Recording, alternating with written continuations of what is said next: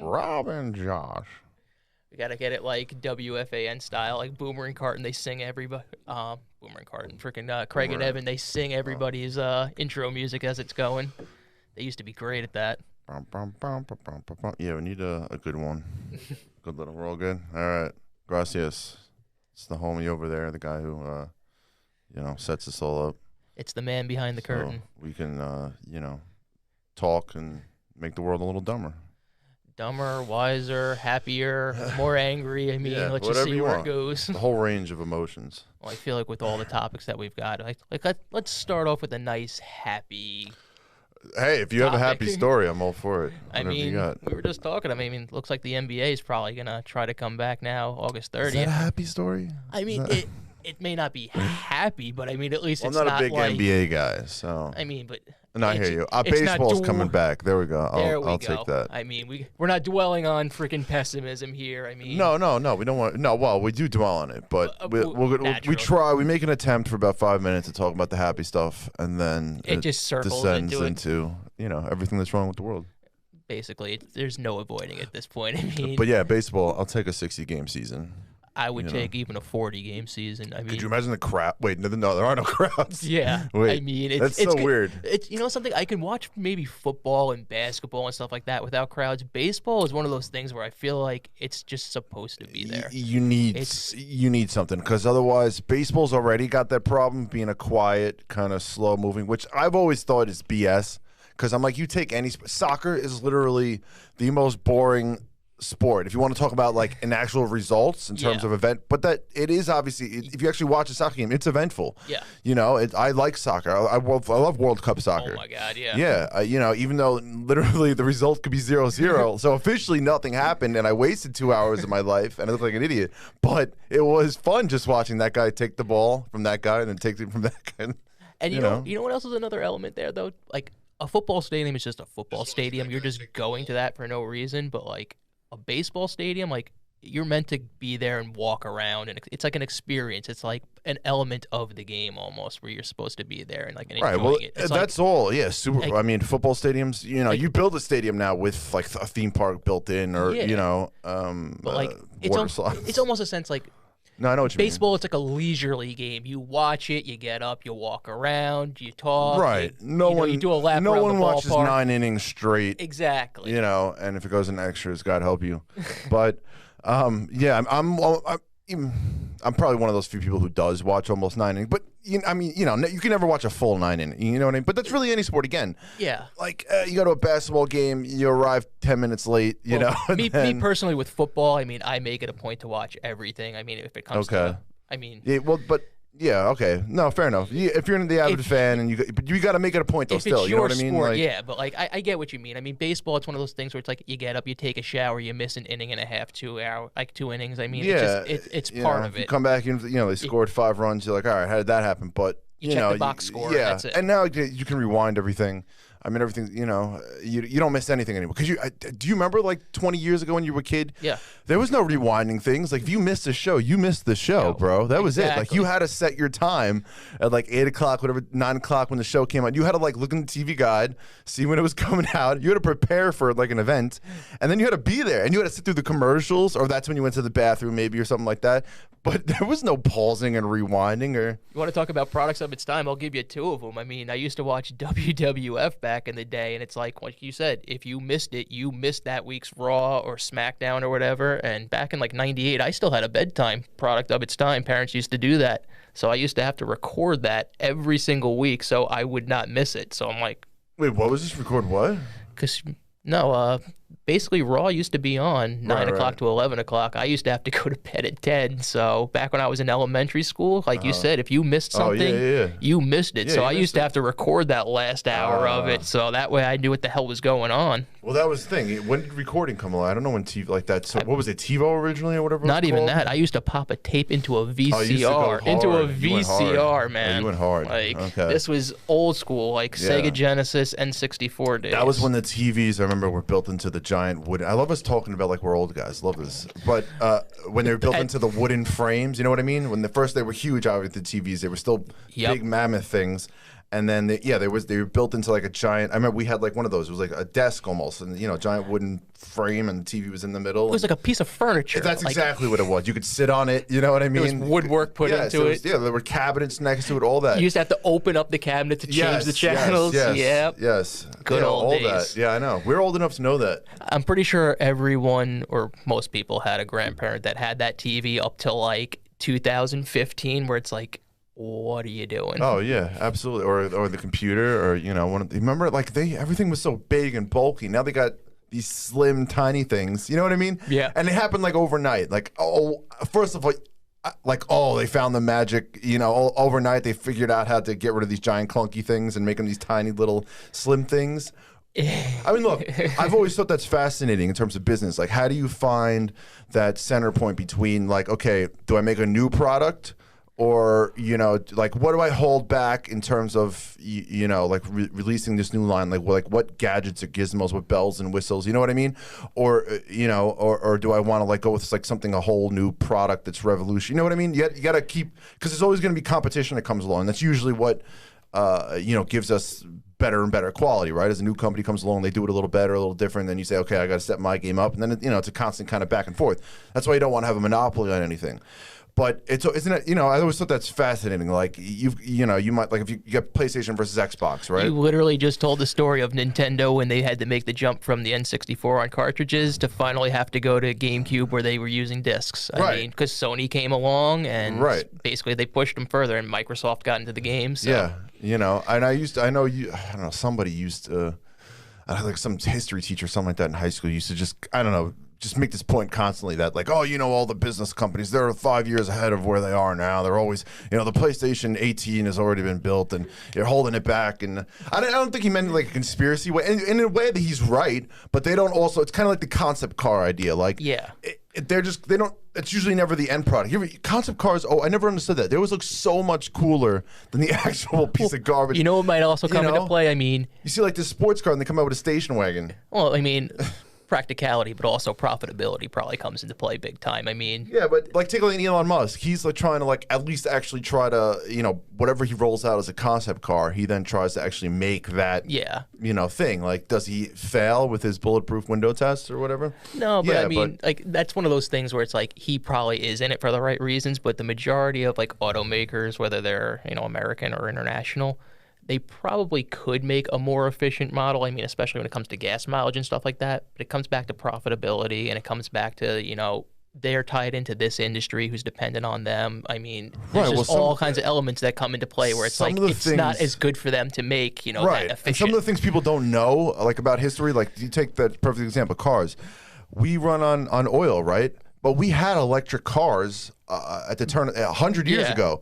Like that was the initial battle in the late 1800s. It was between oil and electric, and we just because of the market and capitalism and oil, being the people who owned the oil were just more powerful and they had a better marketing strategy. They were kind of able to take over, and they made the cars oil and electric kind of disappeared. But people, you told people that we had electric cars in 1900, 100 years ago. They'd be like, you're full of shit. What are you talking about? It's a new thing. That's something we just discovered because we're geniuses now. No, it's like, not always, legitimately, it's like people are ignorant to stuff like that. But I mean, back in the day, I mean, just like you described, I mean, the oil industry probably had more money and they had more muscle. I mean, yeah, no, I forget what documentary I was watching that was just talking a little bit about it. But like they have that show on History Channel. I haven't really watched it, but the cars that built America.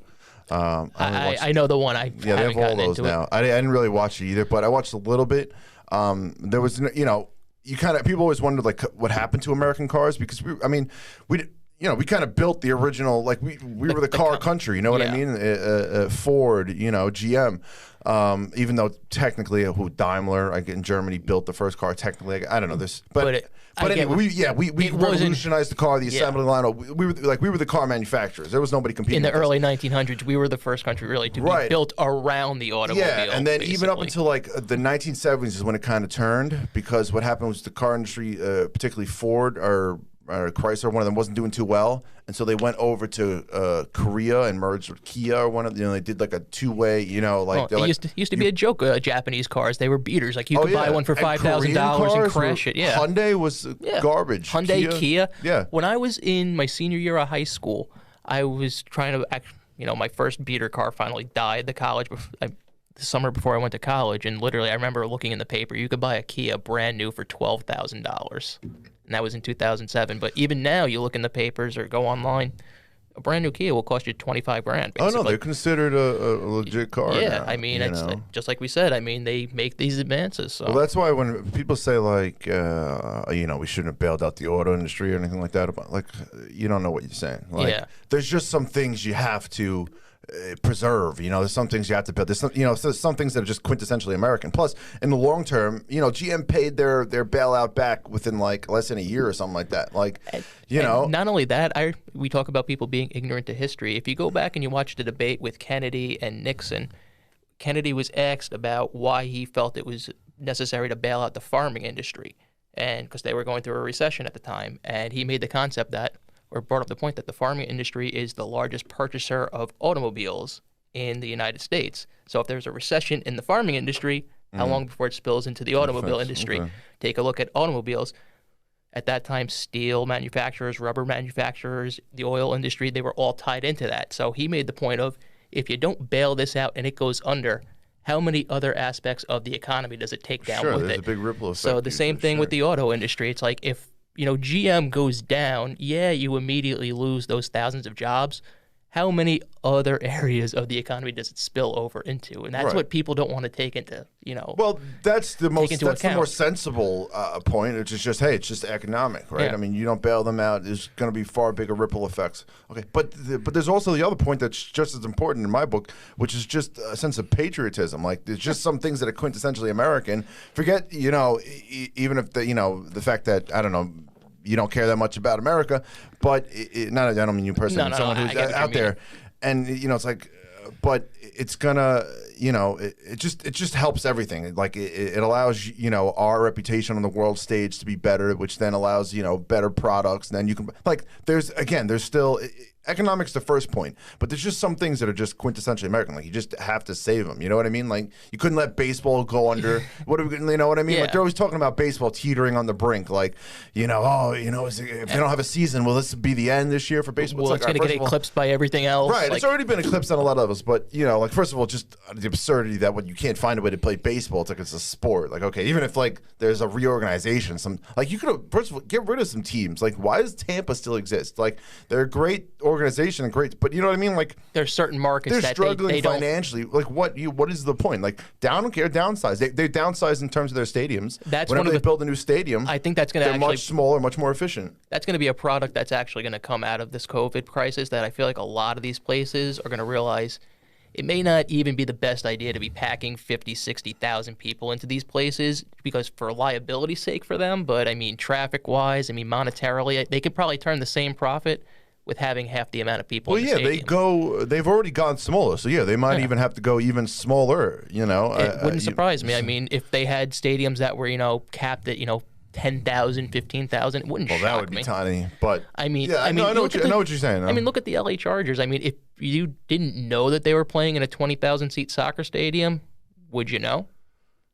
No, I mean, I've never been to soccer, but soccer that's currently smaller. No, but that's what I'm saying. Like, I know what you mean. If the average fan didn't know that they were currently, they're waiting for their stadium in Inglewood to be done. There, I mean, literally, there's 20,000 fans in the stadium.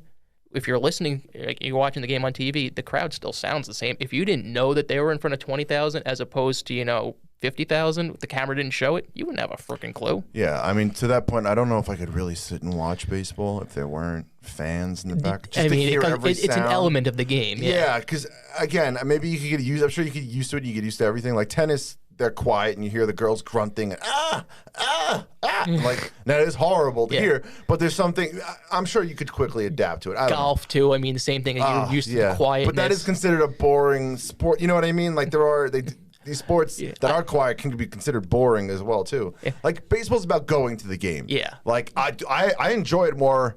I don't know. At this point, I mean, I can't say watching on the TV is not better because you're in the total comfort of your home. You can do whatever you want. Go, in baseball stadiums, they still, even now, the rebuilt stadiums, everything's tight, especially if you're a big guy. Well, everything's small, so they can they still care about maximizing profit. Yeah. So even though they've built smaller stadiums, they didn't build bigger, more comfortable seats. It's the weirdest thing, too, when you go into these stadiums, you walk into the bathrooms, and there's just no dividers between the urinals because they're literally trying to save space. Right, it's like, literally, okay, we're okay. Well, maybe they'll have to build them now. Maybe there's some plexiglass or something. I don't know. Well, you're going to see. You already saw a trend in them, downsizing a lot of these things, but they're not going to go away. Like people always said, the movie theater was going to disappear once they came out with TVs and DVD. Everybody, but you just make them smaller. Yeah. You raise the ticket prices so you get that revenue back, and then you start finding ways to enhance the 3D movies, even though they suck. But that's the way you go. I think you try to make them. You go once a year because eventually it's going to be so expensive. That's the way the sports are. Like baseball is you go once a year now. You pay $100 a ticket. Yeah, that's what I'm saying. My family, we go to one Met game, one Yankee game every year, and that's basically it. That's what it is, and that's what it's going to be. So and they don't have a problem with that because to them the bank account's still the same. The end result is, and they're growing these businesses. I mean, I wish I would have bought into a baseball team any kind of team. They were literally in the single-digit millions in some cases. Look at how much Jerry Jones paid for the Cowboys, and look at how much they're worth now. Yeah, the Clippers were a few hundred million, and $2 billion later for a garbage organization. It's the Florida Marlins. Even Steinbrenner, what did he buy the Yankees for versus what they're worth pennies. now? I mean, pennies. That's pennies. Now, all right, that was the 70s, but still. Once again, Woody Johnson when he bought the Jets. I mean, think about what he paid for it versus what they're worth now. Yeah, I mean, I wouldn't be shocked if even James Dolan. Just been so quick. Dolan bought the Knicks. I mean, literally, they have been the worst team in sports, period, for 30 years now. Yeah. They're the most valuable franchise in New York. They're top 5 in the world. Well, the fans keep going constantly, and they built that aura, that culture that it doesn't matter how bad they suck. Most famous arena in the world. Now, it's the Mecca. Obviously, part of that is because of globalization. Once it took off, once basketball or whatever took off in other countries, then it didn't matter how much people watched really or did or didn't hear, and that's what made that price increase so crazy and so dramatic. But it's true what you were saying. You wish you bought into a team. Literally, you could be the worst owner in sports, and you will still make money. Sure. I wish I had gone to the Marlins Stadium. That was a crazy. They kind of did the whole entertainment. They built a freaking aquarium around the entire, and they had that really ugly, weird-looking dolphin. Was it them or was it Arizona where they had the hot tubs out in the outfield? They might have had hot tubs, but the Marlins had the whole. They had the aquarium around the stadium. Then they had that whole dolphin and the waterfall or whatever. I think they had to get rid of it for PETA or something like that. I don't know if it was PETA, but people were just complaining it was ugly. Well, remember Tampa used to be the Tampa Bay Devil Rays. And they got rid of it. They had to get rid of the word devil. And that was the Christians when they actually had power 20 years ago. But remember, that was the time we used to live in. Now that's totally flipped. But people are always looking. It's just craziness. But something we were talking just before about how they're going to downsize these stadiums, and I was saying that they're probably going to turn the same profit.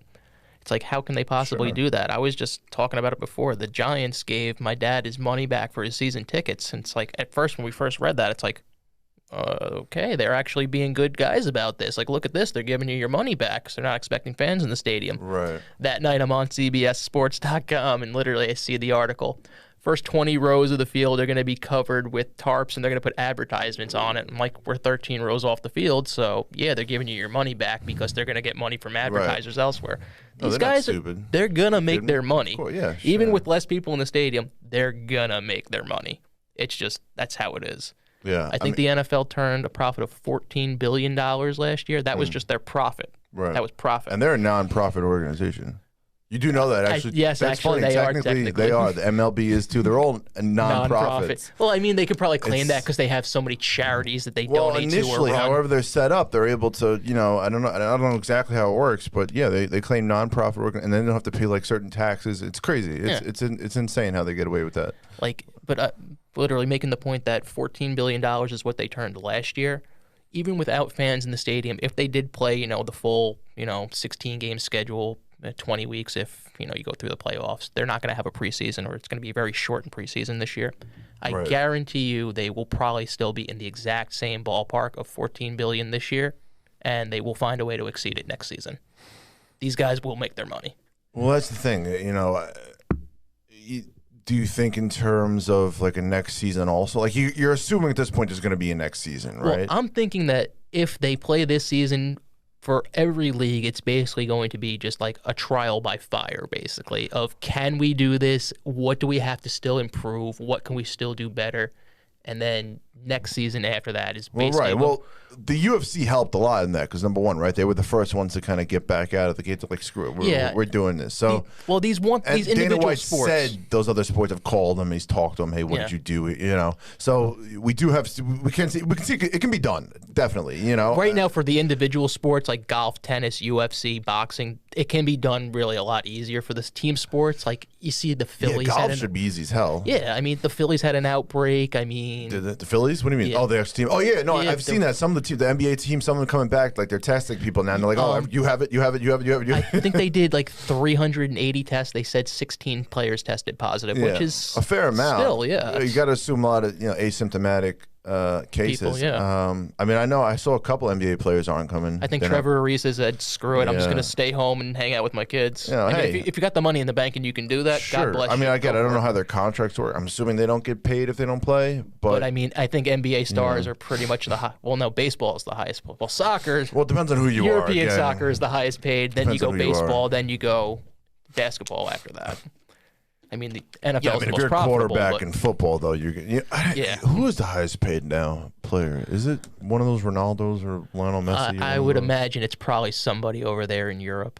Although Mike Trout got bank. He did. Did anyone? Like, we always have the biggest contracts, like in total. Like, we're gonna have to see if we can pull that up. Just like, can you just Google like the top 10 like athletes by salary, top 20 athletes by salary? Because I guarantee you that baseball players are going to be in there. You know, Aaron Judge is going to be up there. Giancarlo Stanton has got to be.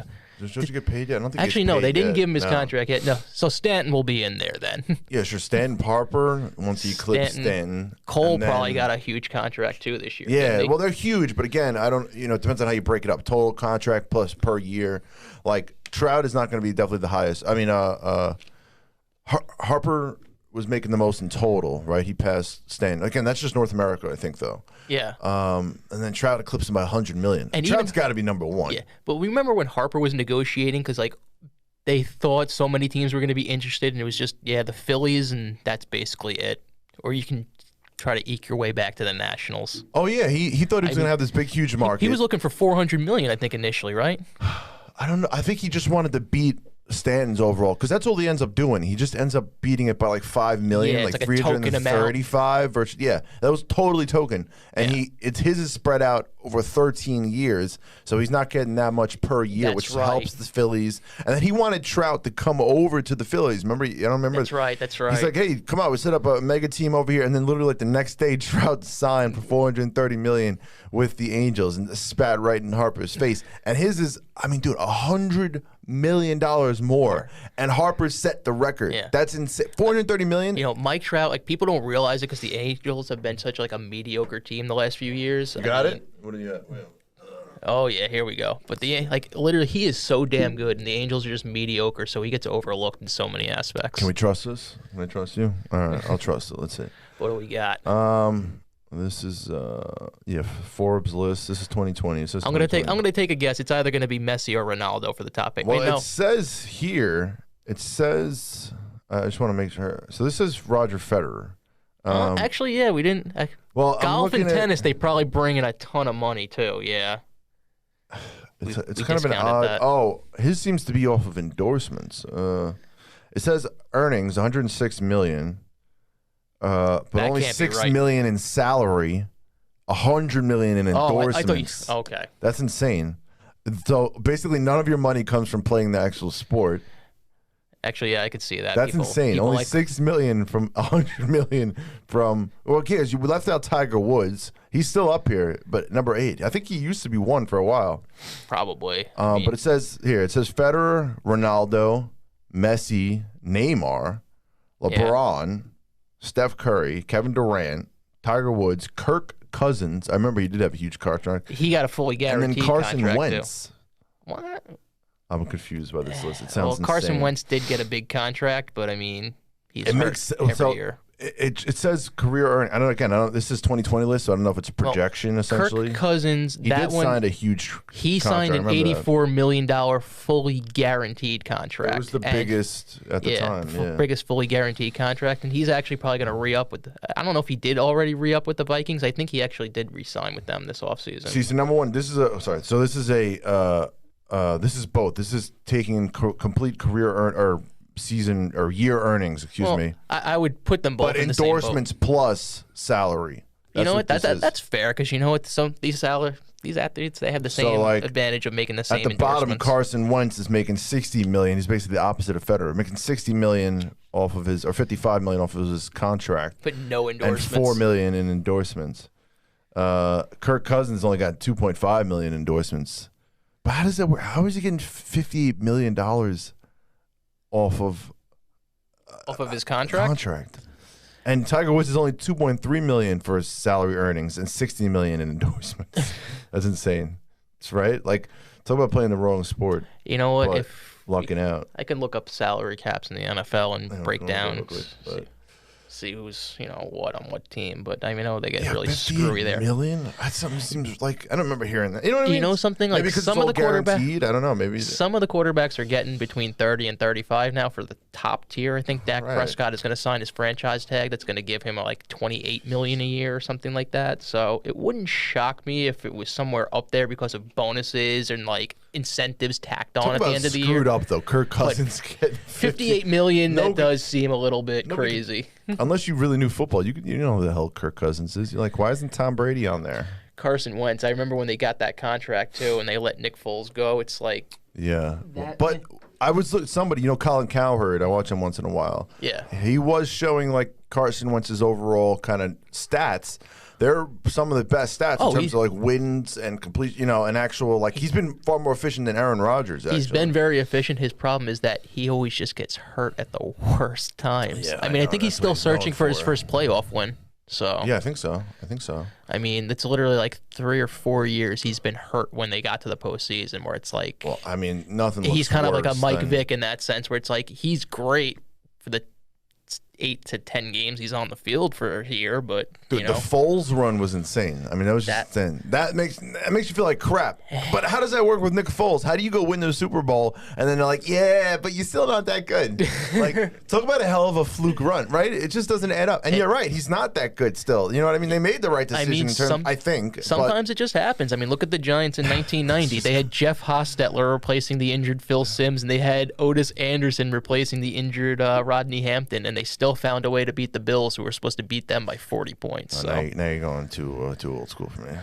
Sorry, I love football. It really is my game. I see that. And there's not going to be a college football season in any way or chance. What is up with college, man? They're another mess. Well, now these they gotta campuses, that's coming. I think it's in like California 2 years. made it. You have to pay. No, you don't think you don't have to pay them, but they can get endorsements. Yeah, and another southern state also did pass something. I'm forgetting which. It may have been Florida, but I think there was another southern state that did pass that. It's coming. It's some sort of. But college football this year, you got to put the students back on campus. I think even for them to technically be allowed to play football, they have to be enrolled as students and be going to classes, which you can't really put these kids back on campus in 30, 40,000 enrollment schools.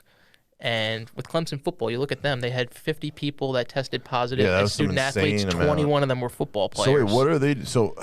Where are they practicing? Is that what that was? They were started practices or something? I know they had brought them back on campus, and I think they were doing workouts and stuff. But, I was listening to a college trainer who was giving an interview, and he brought up the fact of these guys basically haven't been working out and eating and, doing their, fitness routines for basically 3 months. How long is it going to take for us to get them in shape to play, football games? So even after they get back to campus and get cleared for all this, how long that's going to take?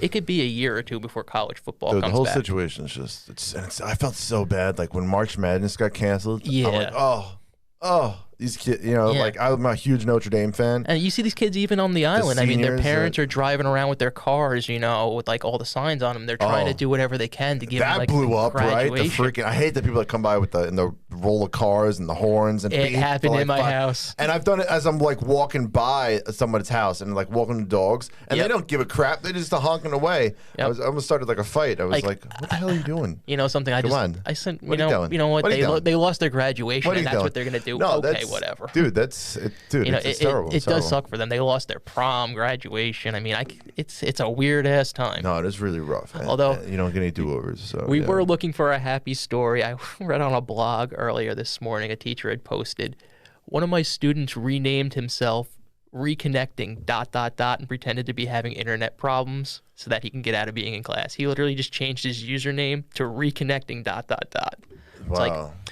That's funny. sometimes kids are pretty funny and creative. That's good.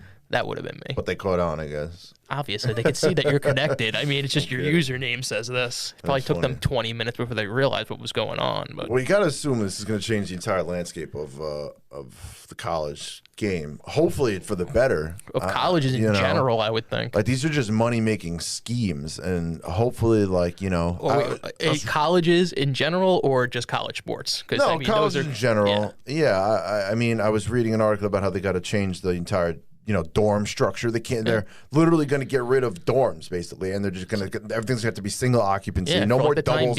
No more roommates. Yeah. Everybody's going to have their own bathroom. I mean, it's going to be nice if you want to pay for it. Yeah, but how much is that going to cost? Because they still got to pay these they got to pay the professors' salaries for the tenured professors also. I mean, and a lot of these colleges, they're like micro cities. They have their own police forces. They have their own hospital centers. I mean, there's a lot that goes on, and some of these, especially in the South, the Midwest, I mean, it's like these are their own little micro cities where there's towns based around the college campuses. Not even just the Midwest, like in Connecticut, Yukon. If you go to this place, anything that's in a rural area, they had to build their own little cities. So you got to assume, I don't know, do they fare better? Or I don't know. Well, I think that a lot of these towns are worried because it's like if the college campuses don't come back, I mean, there are businesses that are literally just geared.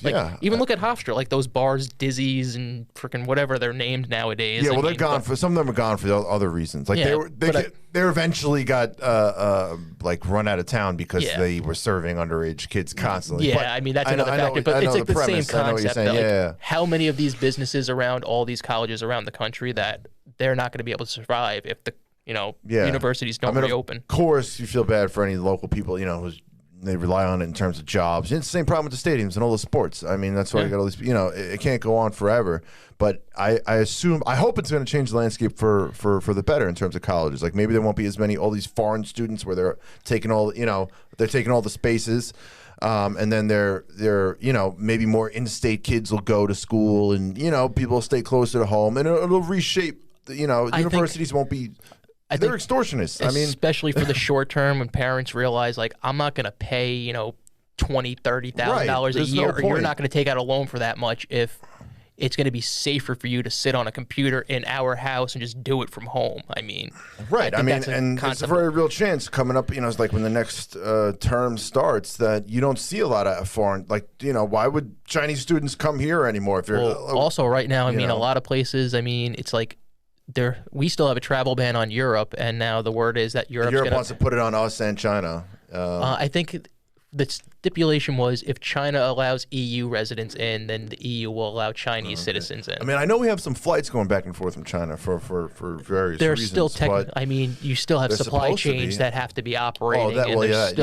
I mean, technically there are still essential workers that have to, perform tasks that go between the two countries. I mean, no matter what, I mean, we're still going to do business. I guess what this comes down to is the vaccine. I mean, whenever they, get the vaccine out is when things will really start to... That, and do you remember a few weeks ago there was a trial over in the UK where the name of the drug is escaping me right now, but basically they found that there was a generic, basically not over the counter, but it was a very readily available, cheap steroid that was very effective in combating coronavirus. It basically increased... Remdesivir? I don't know if it was that. I would have to Google it, look up the story, but essentially after 3 weeks they stopped doing the test because it was so effective and so obvious that it was effective. It basically gave you a third better chance of surviving coronavirus. And now they're saying that the new spikes are basically largely based off of younger kids, and they have, a little bit of hindsight where they should be peaceful protests. Well, that, what's weird about that is... I don't know. Again, I don't know how much... I was expecting that was going to be the root cause of a lot of these spikes and outbreaks. But when you look at the numbers in the places that were first experiencing it, like New York, Seattle, Milwaukee, Boston, Washington, the numbers have really kind of stayed the same, whereas in the South, it's really picking up.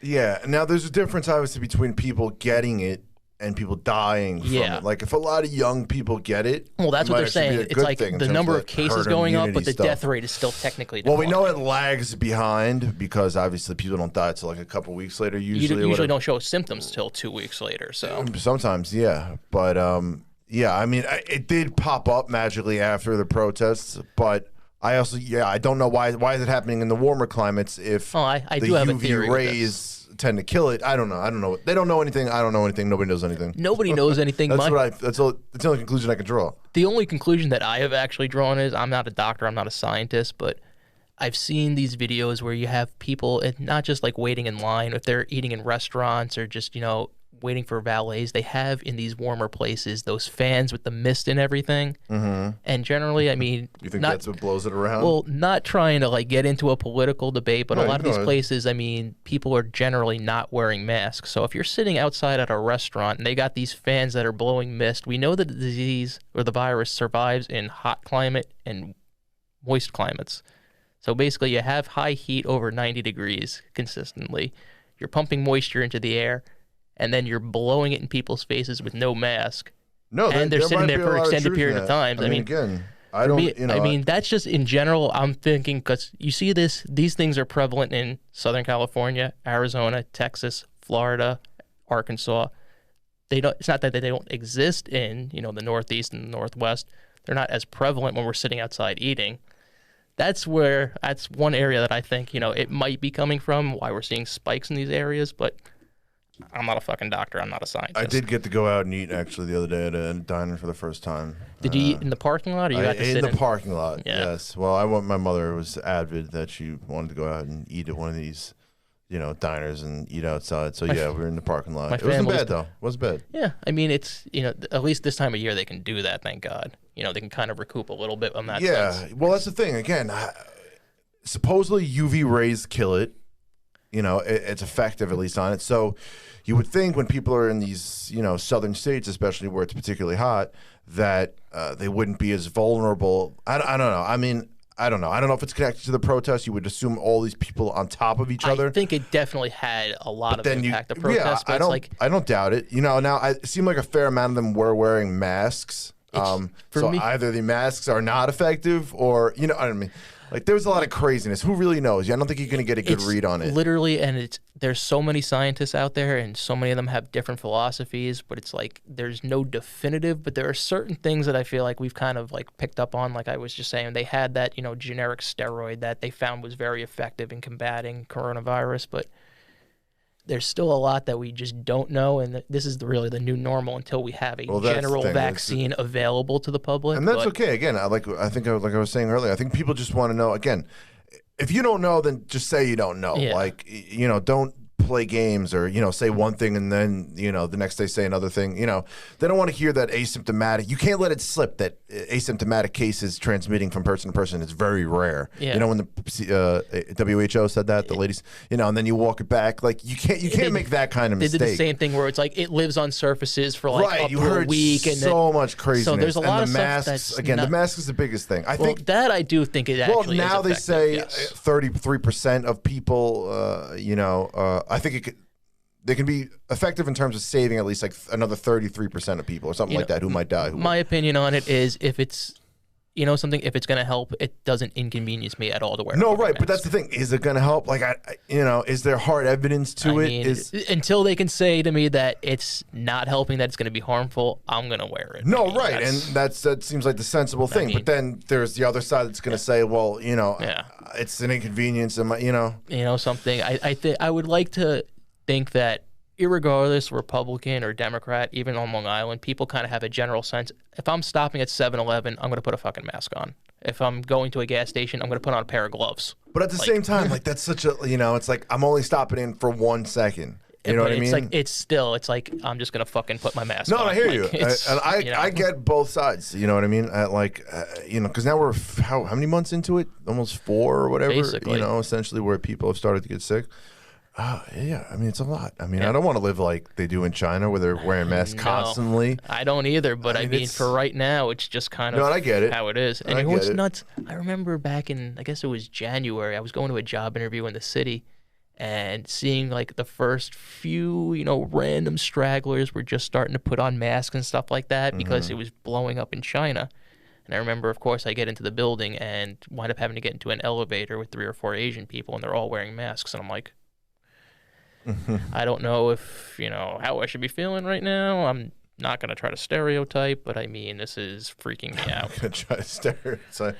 But I'm just like, that was the point that like the hysteria really started, like middle of January into February. And then like once we hit March, it was like, okay, this shit is here. And this is. Well, that was the thing. People are freaking. I remember you texted me. They got the number tallies and, you texted me one night. We were like, do we have to go to work tomorrow? The NBA just canceled the season. Like, well, that was the thing. Like, there were some people that just, I don't know if they just were totally resistant, but like if you couldn't see the storm coming, like it was so obvious that this was different. Yeah. This is just different, So, yeah. It's one of those things that it's like they're gonna we are learning as we go, and no, it's absolutely we'll get better at combating it. But yeah, it is the new normal. But you just don't want to hear two different things. I mean, I get, I remember, and it's totally okay to be wrong. I mean, it happens that they're learning about a whole new virus as well. But I just remember when like the whole mask thing didn't come until about 2 months after, and that after March and April, till people were dying. Wearing a mask. And then it's like, oh yeah, by the way, all of a sudden, you should probably start wearing masks. And then they're just going to go so hard enforcing it, arresting you if you're not. It's like that's crazy. That same week, I remember that was the I went to Walmart and I started seeing people wearing masks and gloves, and I threw on a mask and gloves just because everybody else was doing it. I'm like, okay, there's something to this. And then that was the first weekend I had to wait outside of a store to get in also, where they were saying, nope, we can only let this many people in. You're going to have to stand outside and wait. And it's you know what? This is kind of the new normal. That was when I was like, holy shit. I just stayed home. I'm like, this is really happening. I don't need to go to Target now or, whatever. I know my mother was like still trying to, she's like, Target, there's an hour-long wait. People are all the way around the, the outside of the building. I'm like, then why are you bothered? What do you need that badly? Like, exactly. Unless you're out of toilet paper and you got to take a shit. Like, just stay home, relax. You can go at 9 o'clock at night if you have to, and the line will be better, probably. Maybe I don't know. It was still bad. It seemed pretty. Yeah, it was just bad. Like people were. That was the toilet paper. Do you remember shortage. That Blitzkrieg though at the beginning, when people were going crazy over paper towels and toilet paper? I was in Charlotte visiting my brother that week. I guess the weekend March 14th, I think was the day. It was like a Saturday, I believe it was. We stopped into a gas station literally just so that he could use an ATM, and he looked over on a shelf and he saw 2 things of Bounty, and he was like, should I buy those? And I'm like, you probably should, because I don't know when you're going to see them. Yeah, like, 7-Eleven started selling toilet paper and paper towels, like, like the single rolls for like $5 for a 1-ply of toilet paper. But yeah, remember there were people that were hijacking toilet paper and selling it out of like their vans, like these housewives buying like the whole store. I remember seeing blogs online of people being like, I just went into Taco Bell and stole their toilet paper. Like, yo, how desperate are you? But now you're seeing like headlines and newspapers like, woman goes crazy over other woman not wearing masks. The 2 have a fight. Like that's those are the headlines. Yeah, now. there was one woman who coughed in a baby's face. Where it's I heard that. Guys, was it a baby's face? Come on. I did see one where that woman coughed in some other woman's face. And then what do they call them now? They call them Karen. Any white woman that like freaks out, they call her Karen or something. Kevin for the guys. Kevin, I haven't seen the Kevin. I feel like Ken and Barbie would be better. Wouldn't that be better? Ken and Barbie? I don't know. Karen is already well established. You can't stop it now. I saw that. That's totally effed up.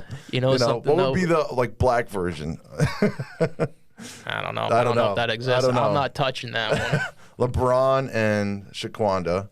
And then Asian, what? I'm not getting into that. Yao and I'm not getting into that. But it's messed up when you read newspapers will or these online I don't know what do you call them, editorials, whatever. They'll repeat anything, any story, anything that blows up that goes viral on Twitter. They just like take the headline and then just like kind of I don't know, like they put like people's tweets. They don't even write like a story. There's nothing to it. It's just like people go crazy over Twitter user blah, blah. Well, that's not news. I was actually talking to my uncle about it, not recently, but a few months back, where it's actually one of my favorite things to do on social media is not to read the article, but just go right down to the comments, and you just see people fighting with each other. It's awful. You can't anymore. I can't anymore. It's gotten to the point where I see these things, and it's like, I read one the other day, and the guy wrote, "These Democrats are so stupid with their views. Their views. THERE." And I'm like, irregardless of where you stand in the spectrum, I'm like, if you can't see it, that's wrong. Irregardless. Yeah, regardless. I just did this. I just caught played it the first myself. time. But I was like, oh, this is But too you beautiful. know what I mean. I know. Like, if you're going to Irregardless, put that out there like that, I'm like, you better. Well, that's why I always like. You know when they say like the Chinese and the Russian bots are also infiltrating our social media and they're stirring. You never heard that? Like I like have during heard that. Like it's like particularly during the 2016 election, right? But they're doing it now supposedly. Twitter said like there was an article they found like 170 accounts linked to Chinese bots. Or and the Chinese, all they do is just retweet right? things. And and they stir up stuff. So I don't know. I see sometimes when I see like some. I'll see some guy from like Switzerland or Iceland, and he'll come in and he'll just say like the most racist thing ever. But the language is so terrible. It didn't translate correctly. Yeah, like I saw. Is this real? I saw one of those that somebody put out there, and it was supposed to read "fill Facebook with their face," and it didn't translate correctly. So it came out to "full Facebook with their face," and I'm like, okay, that's not even proper English. Yeah, I'm like, is that a real person? And then like you picture their accent, like trying to say, it's like certain things like that. But people actually that like we know will wind up sharing that thing. And that's what I'm saying. It's like you have to use a little bit of objectivity exactly. here. Like there's none of that. You're allowed to have your opinion wherever you stand, but it's like you have to have the ability to think and like analyze certain things and be like, okay, this is. But that's part of the problem with social media is people they're just not anymore. It's just rage. They agree with what they want and they unfriend what they don't want to see. They don't even try to any kind of common sense. Like, nope. Like that's the way. And the best example, the story I wanted to bring up was, did you see the story of this girl, this daughter, her father is a Republican running in Michigan, and apparently she went on Twitter and she put, please, for the love of God, please don't vote for my father. Could you imagine doing that? Yeah, I mean, she's getting all this heat now, or praise, depending on which side of the spectrum I went on. And I'm like, I had to look at this person. Like, is this a real person? She actually said this. Yes, and you know what? I guarantee you, of all the people or the majority of the people that are praising or criticizing her, none of them will probably live in the district or the state that the guy's running in. So it's like it has nothing to do with you. I'd be totally on your side. Or if I don't live in Michigan, but you should just kill yourself. Yeah, like the first part of that sentence should have ended the rest of the sentence. Like, if I lived in Michigan. Well, the way she wrote it too, she's like, it's like, in Michigan, if you're 18 plus, please, for the love of God, don't vote for my father. And just the whole story, like, just all of it. Like, he then went out and he blamed like the socialist universities. And to his credit, I probably agree with him. But how do you do that to your own? I don't care what you like. And then I started reading a little bit more, like she wrote like another, maybe a couple of days ago, she actually did it. And then I read like another post, and it's like, been crying for over 2 hours with my mother talking about my past childhood trauma. And I'm like, in a normal case, I'm like, God, what did your father do? Did he run a cult? And were you like, are you actually saving us? But somehow I just don't believe it. I think you're being a total Karen. Every single one of these people do that. Like when they get caught, both sides of the aisle, it's don't judge me by this. I was just having a bad moment. I'm so sorry. And once again, whether either side of the spectrum they're on. Can you see if you can find that? Can you pull that up? Can you try to see if see if you can find her Twitter account, or start with the story. See if we can start there. You got? I want to. I would actually like to read it. The greatness is he. He's a Republican, of course, and so he's like a Christian, and family and marriage is the most important thing. So he's like a picture of his family on like his website, and they're all like laughing and hugging or whatever. Let me take a gander at this. Here's the story. Here, look at that picture. And she's the blonde one, I guess, the oldest one. Yeah.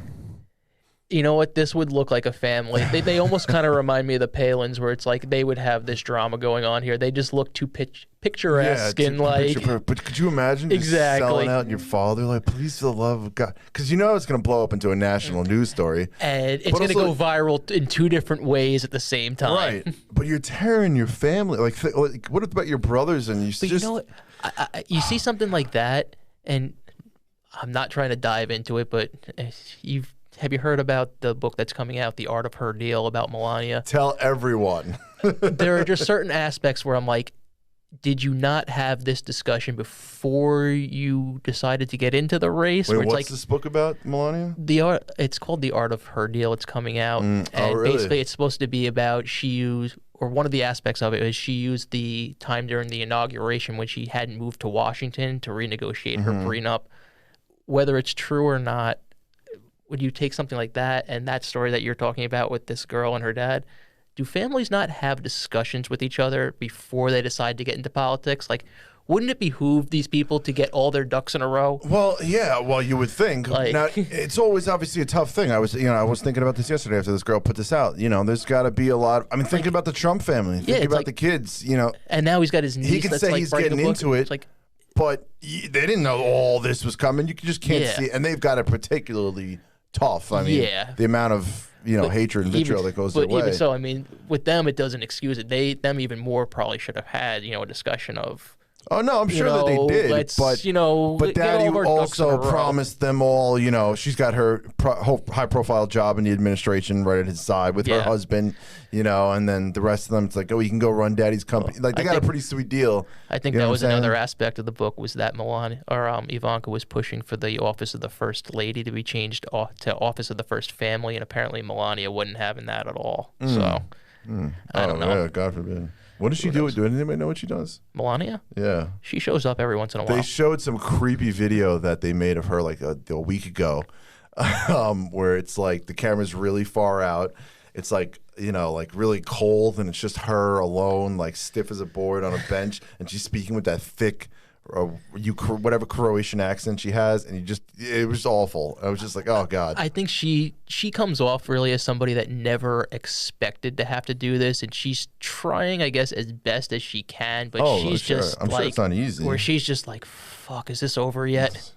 Like, how much longer? Right. Well, that's the thing. Like they joke, like, blink twice if you're, being held captive against your will. She's gotten her criticism for some things, and maybe some of it was well-deserved, but, like, she presents as somebody that she was... Well, she doesn't have power over she was kind of sucked into this. Yeah. I mean... But this is great, though. When this is what that father, Robert Regan, said about his daughter in response. When they go off to college, quite frankly, they get involved with these Marxist socialist universities, and they start getting indoctrinated with things that are completely polar opposite from where you raised them. And then someone else said, someone who describes himself on his own website is so conservative that he makes Rush Limbaugh look like a liberal. So he says his daughter disagreed with him on systemic racism, white privilege, and Black Lives Matter. So this is unfortunately the debate that's going on inside the household. She acts like the father raped her when she was 5 years old. But meanwhile, she's just upset that he doesn't agree with the whole. They're on different sides of the They're on different sides of the spectrum. My friend was just telling me this the other day that his brother now won't speak to him because of the Black Lives Matter thing, because he just simply won't promote the organization. Not that he doesn't agree with the whole he won't just post it on Facebook. He's not going to say Facebook. Black Lives Matter versus all lives matter. And this is the brother who he said raised him on black jokes. He literally, I think one of them he was telling him yo, dude, get your unemployment. And this was the other day. He responds back to him, no, I don't want to be an N-word. I don't want to just stick a hand out. And now he won't talk to him over the whole entire BLM that thing. Is kind of I might be getting one of his brothers mixed up with the other brother. I know he's got another brother. Oh, he's got another brother who hates the cops or whatever. I think he said that thing. But then they come back at it why won't you say Black Lives Matter versus all lives matter? So yeah. But this, it's terrible. And again, I was reading all those comments on those comments. It's all these woke white girls who are like, my father's a racist too, and I have to deal with it. And it's been horrible. I feel for you, girl. The comments on any political article are literally it's the best part of the article. Well, I was thinking about this in depth, though. I mean, look, the first place we need to start is just with respect. That's number one. Like there has to be some. If you don't agree with somebody, don't attack their character. Right. Debate facts. I was thinking about how especially when you're a kid. When I was younger, I'm the biggest Red Sox fan in the world. I hate the Yankees with a capital H, and I hated Derek Jeter more than anyone. But I respected him. I wouldn't spit in his face. I wouldn't attack him, not physically. But you know what I mean? Like he was still a great player. I couldn't deny the stats. I couldn't deny that he was a great all-around baseball player. But I still hated him. But you respect him. Like if I met him one-on-one, I would shake his hand and be like, praise him how great he is. But I'd always hate him because he was a Yankee, and that's the problem. That's where we got to start. You know what? In so many of these things, it's like. People are not going to agree. Like it's just a fact of American politics. Like people are not going to agree, and that's your right as an American. And just like you were saying, like it comes back to you have to find a way to be respectful. And in so many cases, there are people that they're looking to instigate, and even politicians on both sides of the table too. I mean, there are just times where it's like you could just squash your issues and try to get along, or you could try to sit there and do something blatantly that is just going to incite people on the internet. There's no adults in the room. There's no one that's willing to just say, all right, everybody calm down. We're going to be okay. If we all just relax. All right, we can solve this if we try to work it out. But if we're all going to just try to kill each other. You would think, especially on coronavirus, that would be a situation where both sides would be like, listen, none of us know a fucking thing about this. The scientists are going to make the decision. Right. What they tell us to do, we're going to do. And there was that hope in the beginning. Even Trump was like, look, and that's why I hate, again, just revisionist history, especially in today's world, when you have things on video, you can go back and look at them. I was listening to CNN the other day, and they're they were kind of talking about that point, but of course they were just blaming Trump, and they're like, if he took this seriously, if he tried to bring us all together, if he understood the severity, if he treated it like World War II, I think they were specifically mentioning. And I'm like, for all whatever failures of policy, he did try to do that. He had speeches. He came out every day, and he literally said the words, we're going to try to treat this like World War II. We're going to try to treat this like a war. We're going to try to take it on together. At the same time, you got to acknowledge that some of those press conferences, he did his poll numbers went up. Well, now they've gone down. But some of the things that he said, it's just it's gotten worse. Really? But no, we know he said crazy stuff, but he was out there. He was front and center. And for 90% of it, when he talked, he did fine.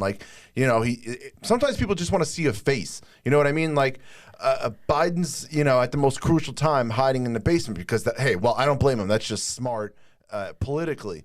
And you're seeing Trump's poll numbers tank. And obviously you had the coronavirus, then of course you had the riots and the protests and everything, and it's seemingly spiraled in the economy. So I don't blame anybody, but sometimes people just want to see a face during crisis. But also, like you just said, people, there's no adults in the room. In a large sense, when when Republicans have been asked about, these rallies, they bring up the First Amendment and, there's been peaceful protesters out there. I get it. And truth be told, the protesters, medically, it was not a safe thing for them to do. If you want to bring up the First Amendment, they had the right. But in my point of view with coronavirus, that's kind of the more important thing that's hitting our country right now. And with Trump having a rally saying, they were wrong to protest, so why can't we do it? Two wrongs just don't make a right. And if you're the president, you should be the adult. No, and that's true what you're saying. You're saying he shouldn't have had the rally or he could have done it. He could have basically said, listen, I'll have 500 raucous people outside in a park, and I would agree with you. You are right. It could have been, but it goes back before. There's always something before that. What did the Democrats do? He had all the coronavirus, right? And it's they're arresting people for not wearing a mask, right? They're going crazy, but they're taking it seriously. Fine, we can accept a bit. You know, we can accept going overboard, like with the Bubba Wallace, with the news thing, the NASCAR driver. You know, we can accept that you send 15 FBI guys down there to investigate, even when those resources probably could be better used. But okay, fine, you took it seriously. It turned out to be nothing. We can accept an overreach. You know what I mean? But no, and you would be absolutely right to your point, except that go back to the beginning of the protests. What did the Democrats all start saying? What did they stop doing? Like, they're like, it wasn't about coronavirus. It wasn't that serious anymore. It was, the public health crisis became racism. That was the bigger fight that they needed to fight. So it's in a large sense, you're right that they didn't. It was relegated to just a side comment here and there of people should have to wear masks. You know, what are the results of this? Do we probably social distance? Maybe do we? What are the effects of the virus? I mean, when they would have epidemiologists and certain, disease control experts, they would talk about it like, hey, we're not out of this, that this could have, an impact. It just really was not as prevalent because, like we were just talking about, things are just kind of clickbait in a sense, and people look at headlines. Of course. It started with September 11th, actually, with the cryons on the bottom of the screen. That the breaking news. Yeah, going back, sure. But that's literally what is kind of driving news nowadays. So no, it's a huge problem. And I'll admit it. When I see a headline that says something like insane, I know it's going to be crap, but I gotta click on it anyway. Just I gotta see what's in here. You got me, damn it. Exactly. But that's what it sometimes. You're right, but they need to know. But they need to be held to account. Again. I'm not a person that wants to keep making more laws to fix every little thing. It's a cultural problem. You gotta. Try to make people just want to do better. Yeah. But yeah, that's a problem. And there's always something preceding the event. Just like you said, and nobody can ever just seemingly put their foot down and just be like, okay, you're right. We, the Democrats, we were being ridiculous with the protesters. They could do two things at the same time. They could support the protests and say, be responsible about coronavirus still. And then just, and then let Trump have his rally. You know what, but of course not, and nobody, yes. But it really goes back to 2016. What people act like Trump is the cause of it all. He's not, though. He's the symptom. He is what people if Obama was so great, how do you get Trump? Hillary Clinton. I mean, that's kind of a huge why did Republicans pick Trump? Remember, it only becomes a binary choice after each has their primary. No, I get what you're saying. Something, and especially with primaries, the base instincts and the craziest people tend to kind of rise up, and in Trump's case, that's how Bernie became such a magnanimous force popular force. In that sense, I mean, that's always kind of been part of politics, that you understand that there's going to be a bit of inflammatory stuff during the primaries, and then you would hope or expect that once you get into the general election, you're going to have an opponent, but you'll at least be right. And Trump changed that. Trump changed because he just kept going. He just kept, and I think a lot of the thing, people hope that he would kind of just say I don't have to inflame as many things I do. He's golfing today. The media is going to harp on him for that. They're going to kill him for that. It just said he's not going to Jersey. Well, he is golfing right now. He's at his club in Virginia. But it's that's one of those things where it's we're just talking about the adult in the room, and it's two wrongs don't make a right. And it's who's going to be the first one to say, this needs to stop. And there's no, I say if I'm president, would I be golfing all the No, I probably wouldn't golf once ever. One, I don't really care for it. But also, I would say to myself, that doesn't look right. It doesn't look good. And for any people, literally Obama golfed a lot, and and nobody agrees with it. And he went golfing during Scalia's funeral. I mean, and nobody agreed with it then, really. Democrats or Republicans, nobody really agreed with it then. It's we have to get back to where it's we have to have, this is the standard. You're held to it. It's sure, and that's the thing, and it applies to everybody, but it has to apply to everybody. The left just doesn't want to apply it to everybody. Did you see that mask law in Oregon somewhere in Lincoln or something like that? I think I saw that Arizona, they were trying to have it where individual counties could levy fines if you weren't wearing it. But I think Governor Ducey think of another stopped story because you're playing with your hands. Oh. No, I don't have my stress ball this week. We're talking politics now. But two stories that came up. One was, I was just going to say, this Oregon one was about, I think in Lincoln, Oregon, somewhere like that. No, the mask law said, okay, if you're white, you have to wear the mask. But if you're not white, was that a real article? It was real. No, a real law. It was a real or executive, whatever, city council measure that they passed. I'll look it up. I'm going to have to see this because that sounds too crazy. White, you don't have to wear it for fear of like a stereotype, like, oh, black man in a mask or something, like whatever craziness. That's the problem. Like, too much. Like that sounds like something that like somebody would have written to like. I'll look it up. But you know what? That almost reminds, like, it could be true. I have not seen it, but that almost sounds kind of like how we're saying. There were enough people that reported it, like, and it was on the news. Okay. But the other one you made me think of when you were playing with your knuckles was this. I'll look at him. This Mexican American guy lost his job and was called a white supremacist because he was at like I think some protesters like surrounded him at a protest. He started arguing with one of them, and as he was driving away, the guy like out the window of his car was just like playing with his knuckle and went to crack it, and apparently made the the white power OK symbol, something like some pathetic version of it, and the guy posted it. And of course, it got around to the news media. And he got identified. And he got fired. And he's Mexican American. And he was on the news begging for his job back. He's like, "What are you talking about? I was just cracking my knuckles out the window." And you know what? That's actually like, if that's true, I mean, that's him being a casualty of the go viral freaking craziness out there. First story right there on CBS News. Okay, can you text this to me so that way I can, like, send it to you? Because I mean that literally, But this is what I'm talking about. This is the problem. Like that's literally the symptoms are out there, and he literally got caught with it. Right, and you know what that reminds me of? Did you see the Dave Chappelle special? Not the one that he just did on George Floyd. It was before that. No. He was making a joke, and basically there was an interracial couple there. It was an Asian American woman and a black guy, and he made a joke, and she walked out in protest, and she complained to his media. I mean, I guess his agency. Yeah. And she said that he is demeaning her as an Asian American. And he basically brought up the fact, he's like, if she would have done literally 30 seconds of research on Google, she would have realized that I'm married to an Asian American. Like, right. Well, yeah. I mean, number one, you bring up a point with comedy, first of all, is going to offend people. Not everyone's going to. Yeah, that's like, you should know and going no comedian can think in terms. Yes, number one, Dave Chappelle, he's got more material out there than like anybody. He offends people. But also, I could imagine if a comedian had to think of every joke and like think about how wording it without offending anybody. You wouldn't have comedy. No, you would not have no comedy.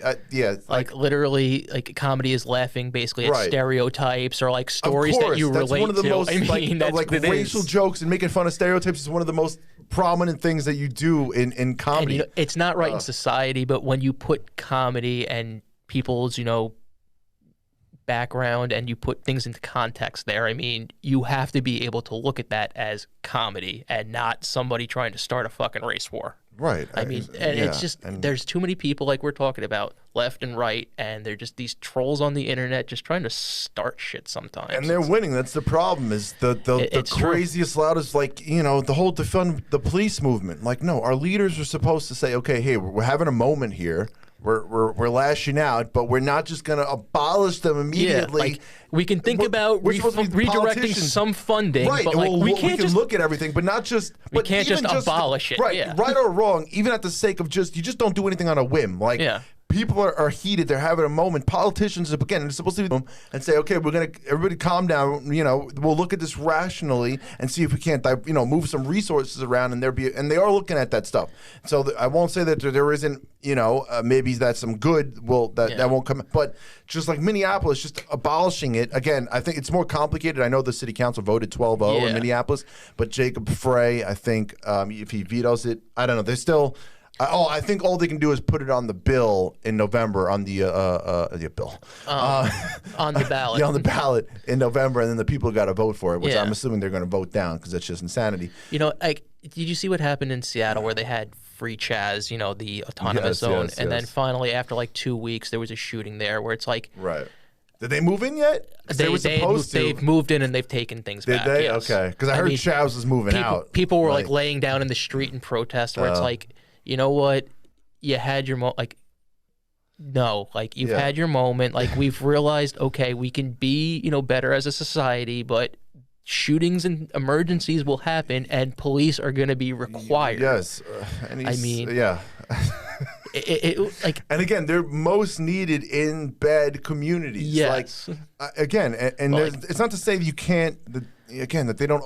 People that don't recognize that they don't overstep their bounds, and that there aren't mistakes. Like, literally, I understand that, especially Right. even in bad communities. Like, we probably should redirect some funding and have more social workers and have more guidance counselors and have more public programs. And I'm sure they are underfunded. I'm sure that's a reasonable. And but like to say we're just going to get rid of police, that's not feasible. It's just not. It's just I mean, insane. and to Like, start the criminals are going to just take over. But to start the debate there is just like Right, you that's the can't. problem. That's not a starting point. Well, that's funny you should say that exact thing. There was someone, I don't know if it was on Fox or something. Dan Bongino, one of those guys. He was a former cop, but he said something intelligent. He's like, you Democrats, you do something where you always start the debate right in the middle.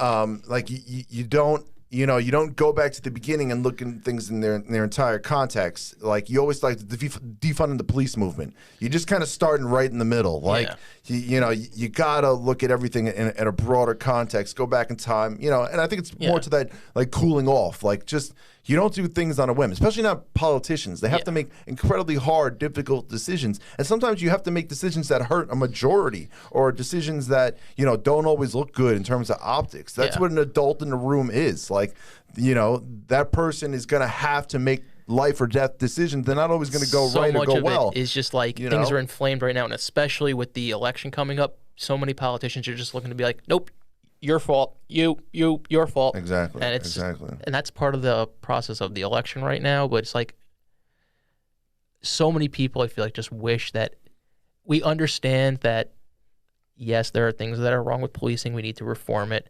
Yes, there are things that are wrong with the society and minority communities and white society that probably should need to be changed. We can't overreact to every little thing, and we have to actually be sensible and cordial to people. Like, me personally, do I think it's a little bit crazy that Uncle Ben's and Aunt Jemima are going to be taken away? Yeah, it might be a little bit crazy in my perspective. It doesn't actually affect my life in any way, so I'm fine with it. I mean, I think that's what people need to kind of like realize of. Yes, to an extent, though. Yes. Again, to an extent, because while it's intelligent to look at things like from the perspective, well, okay, is anybody getting harmed? If I'm not getting harmed, it's not directly affecting my life, then okay, just do what you want. I'm all for it, incredibly free. But there should be a limit to that too, where it's like, okay, only so many things are fine. Like, do taking down the statues directly affect my life? No, but it affects the community as a whole. It affects education. You know what I mean? It does affect people in a different way. We have to find, like, we can't ignore that there were presidents that were slaveholders, but they also fought to establish, the country and democracy. Right. Again, the country you wouldn't have and you wouldn't be in if they didn't, But there were actually 2 articles that I had read this week that I'm sure you saw the one about the statue of Theodore Roosevelt in front of the National History Museum being taken down. When I first saw the headline, just like we were saying before, like, I clicked, I'm like, what? I got to see this. But then when I saw the picture of the statue, where I'm like, and I get it. But then there was another instance where it was somewhere in, I think it was Lehigh in Pennsylvania, where they're going to be trying to take the name Woodrow Wilson High School off the high school. Yeah, Princeton's removing it from their public school it's building. Like, I get that Woodrow Wilson was an out-and-out racist, but he was also the president during World War I and kind of, got us through that. Yeah, I mean, it's this whole revisionist, and I just like, it's one of those things where it's like you can't ignore certain aspects, but then it's like, how far are we going to go and say, like, are we going to disgrace certain presidents? Like, no president is fucking perfect. Like, you can look up the biography on any president in history. You're going to find things about them that you don't like. Whether you're a Democrat, you can look up things on JFK and FDR. They will disgust you. If you're a Republican, you can look up things on Reagan, Nixon, Trump. They're going to disgust you. I mean, no one is ever perfect. So, but you would hope that people can understand. Like, hey, I wouldn't be here. We wouldn't have this without these people. I completely sympathize that people feel that, hey, this really affected my history. I understand that, but it's like, where do we find the line of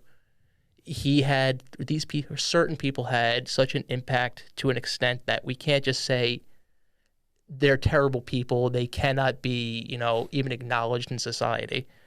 I mean, but unfortunately, that's what some people want, and that's the problem. Is they're listening to those people. Where are we going to find like the rational side here? One of the Black Lives Matter leaders was on Fox News, and he said, "If we don't get what we want, we're just going to burn it all down." Exactly, and that's just basically that. That's the people we're listening to. Unfortunately, and it's so freaking counterproductive. Where it's like you actually counterproductive. They burn it all down. Like, yeah, you could actually be having the conversation. Like people are ready to. That's what I'm saying. They don't want to. Some of those we know the people that the agitators, the people that unfortunately are being listened to. They don't want to talk about it. They don't want to have any statues of any white guy, of any, because to that point, I understand, like in the hypersensitive society we live in, yeah, the Indian and the black guy standing behind Theodore Roosevelt, lower down, don't look great. But what about the Emancipation statue where Lincoln is standing over the slave that they want to get rid of too? That was paid for by freed slaves. Freed slaves. It's just one of those things where it's some images are going to offend you. You just got to deal with it. Those are things to me, like just like you were saying before. It's like if it doesn't really affect me personally, I don't really have a problem with it. I get that people are going to freak out that, oh, it's Theodore Roosevelt, it's Abraham Lincoln, but in the context of what's going on today, it just doesn't look good. Where it's like, right, we can probably replace it with a better like. We're not going to obviously demonize Abraham Lincoln, but we could probably put a different statue there. Like, boom, there's a compromise. Like, just put a different statue of Lincoln there. I think everybody would say, yeah, okay. And again, people would say, and again, like, or most people would say, affect okay, you directly. And then the counter argument to that would be, well, who does it affect? It doesn't really affect anybody. It doesn't affect the black person walking by who says, my God, I feel so horrible walking past this. That's all bullcrap because it's the same thing. No, it's to what you said. That's the counterpoint because in the same way it doesn't really directly affect you, but you still need to do something about it. In the same way that person feels like, well, I need to replace it with another statue. Well, I feel like we need to keep it. You know what I'm saying? Yeah. And like I'm all for adding. If you want to add something next to it, okay, fine. But to take things down and take them away to start. If you want to add your own, okay, fine. But that statue was bought for and paid for by freed slaves. Yeah. Who on God's earth are any of us to take that statue down, especially of all statues? You know what I mean? It's just we're going the wrong way. We're going about it all the wrong way. Meanwhile, the bigger issue is education. And one of the things they're rewriting the entire education system essentially right now. And especially in New York and in New York City. Did you see that article? And especially in K through 12, they're rewriting it because it's no longer good enough to be not a racist. You have to be anti-racist. I'm sure you've seen that. You have to be like actively anti-racist now. Well, whatever the hell that means. Well, they want to they're trying to push, I guess, that you really can't accept somebody being an open out and out racist, which is not like a terrible it's not that thing, though. I get what you. That would be great. That's fine. Yeah. Everybody's against that. But I get what you mean. It's like what they're doing now is there's this book. You heard of the book White Fragility by Robin DiAngelo? You've heard of that book? I didn't. No. All right, we'll look it up. It's basically this is what a lot of the education and what a lot of Black Lives Matter and all that is kind of based off of. That basically white people are inherently racist, right? And there's nothing they can do about it. And so now they're actually using this book around a lot of core curriculum, and they're going to start implementing it next year in a lot of schools, and particularly in New York City and state, democratically controlled, cities. And school systems from K through 12. And they're basically going to teach that whole philosophy. They're going to basically get rid of almost all Western philosophy, teaching, the founding fathers, get rid of almost all of that. And then teach on top of that white people are actually inherently racist and that it's not okay just not to be a good person and treat everyone equally. That's no longer good enough. That's not like the golden rule, treat others the way you want to be treated. White people have to actively go out of their way to kind of remove themselves of that inherent guilt that's been, inculcated within them, and then have to actually suffer to help others who are not white. That's basically that's what I'm saying. That's anti-racism doesn't just mean they're against overt racism.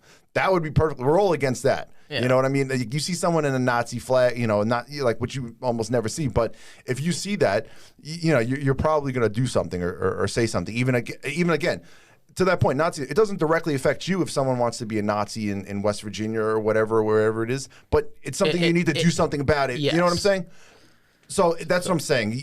There's still limits. There's still things like you can't just let society burn all around you just because it doesn't directly affect you. You know right from wrong. I know right. We all know right from wrong.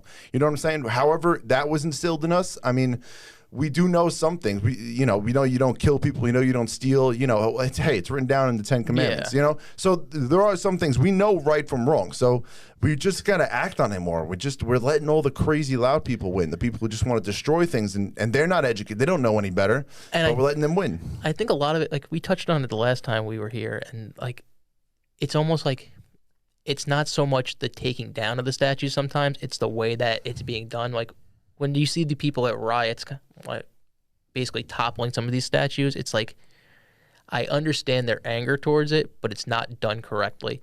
And like even like they want to take down the Lincoln the slave statue and the statue with Theodore Roosevelt in front of the Natural History Museum. I can agree with those. What actually would probably make it better, like just how we're saying, how do you acknowledge history without just trying to erase it and saying this was terrible, this is all wrong, everything is bad. You can put those things in a museum and put context to it to educate people. Basically, this was what happened at the time. This is why people realized that it probably was not appropriate to be up. This is why it was removed. We'll put it here so that people can read about it and try to understand. Better off in the future. And I'm okay with that to some degree. It's it's a context of there's probably never going to be any right, wrong, perfect answer, but it's like we have to agree to be cordial here. Well, and that's what underlies all of it. But they're not being, they're not being cordial at all. The people that are going out, it's really just so simple. They don't have some grand vision of how they want America to be or what they even are doing. They don't really know what they're just lashing out reacting right in now. This culture, and then they see one doing it, and then they want to do it. And it's just joining in, and then of course they scream racism at the top of their lungs. But they don't. If you talk to them, they don't. There's no huge philosophy guiding all of their principles. They don't really. They're just lashing out, and we're just letting them. Again, but at the same time, keep it's the kind statues of up. How about go get a job? How about try to make the world a better place? How about I don't know, try to cure death? Figure out how we can all live forever. You know what I'm saying?